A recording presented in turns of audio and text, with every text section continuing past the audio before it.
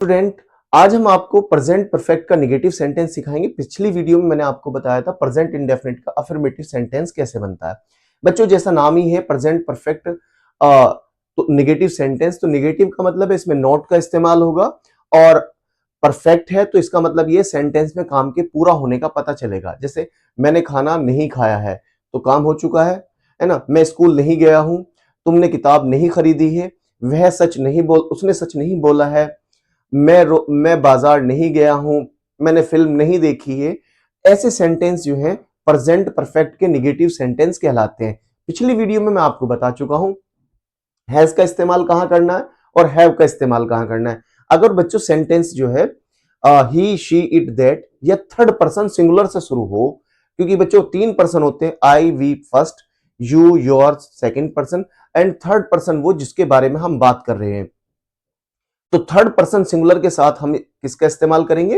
Has का इस्तेमाल करेंगे। आई वी यू दे और प्लूरल नंबर के साथ बच्चों हम हैव का इस्तेमाल करेंगे। अब बच्चों इसका जो फार्मूला होगा वो फार्मूला कुछ इस तरीके से होगा। सबसे पहले सब्जेक्ट, सब्जेक्ट के बाद में हैज हैव, और हैज हैव के बाद में नॉट, और नॉट के बाद में बच्चों वर्ब की थर्ड फॉर्म, और बाद में बच्चों ऑब्जेक्ट का इस्तेमाल किया जाएगा। इस तरीके से प्रेजेंट परफेक्ट के निगेटिव सेंटेंस बनेंगे। जैसे मैंने खाना नहीं खाया है, तो बच्चों मैंने का मतलब है आई, और आई के साथ इस्तेमाल होता है बच्चों हैव, आई हैव, और उसके बाद बच्चों हम लगाते हैं not, I have not eaten, I have not eaten क्या नहीं खाया? फूड, खाना। I have not eaten food, हमने गाली नहीं दी है। हमने को बच्चों कहते हैं वी, और बच्चों वी के साथ हम इस्तेमाल करते हैं हैव, वी हैव नॉट, और गाली देने को कहते हैं एब्यूज। थर्ड फॉर्म लगेगी तो एब्यूज्ड हो जाएगी, A B U S A D, abused. We have not abused, वह स्कूल नहीं गया है। तो बच्चों लड़का है और वह के लिए ही इस्तेमाल होगा, ही के साथ has, he has not, he has not gone, he has not gone to कहां?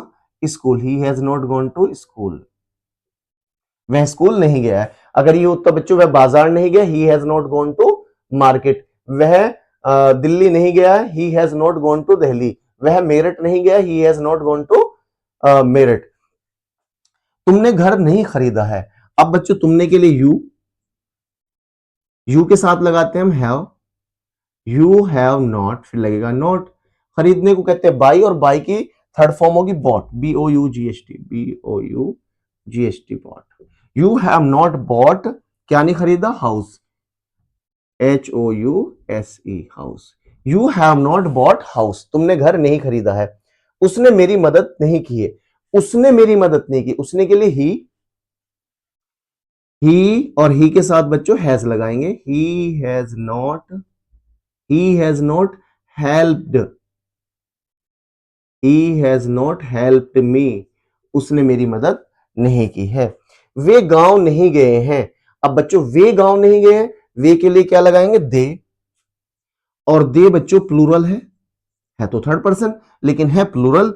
दे have not, they have not gone, they have not gone to village.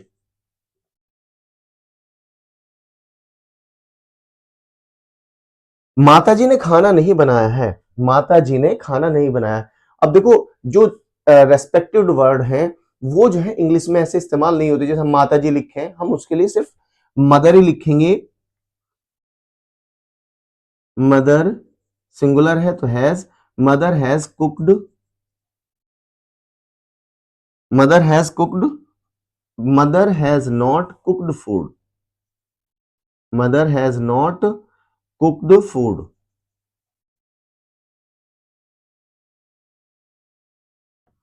इस तरीके से बच्चों इन सेंटेंसों को हम बना सकते हैं। और हो सकते हैं सेंटेंस, मैंने फिल्म नहीं देखी, आई हैव नॉट वॉच्ड मूवी। मैंने घर की सफाई नहीं की है, आई have not clean the house.